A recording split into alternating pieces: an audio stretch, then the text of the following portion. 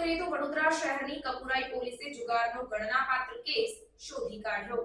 વડોદરા શહેર વિસ્તારમાં બનતી ગુનાહિત પ્રવૃત્તિઓને સદંતર રીતે નેસ્તનાબૂદ કરવા સારું પોલીસના ઉચ્ચ અધિકારીઓ દ્વારા જરૂરી સૂચન અને માર્ગદર્શન આપવામાં આવેલ હોય, જે અંતર્ગત કપુરાઈ પોલીસ સ્ટેશનની ટીમ દ્વારા સરાહનીય કામગીરી કરાઈ છે।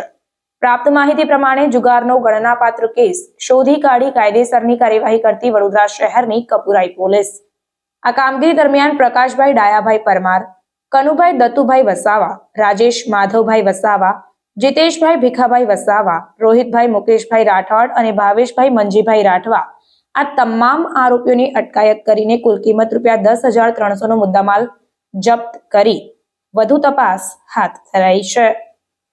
રિપોર્ટ નઝીર શેખ સાથે કેમેરામેન આરિફ સૈયદ, વડોદરા।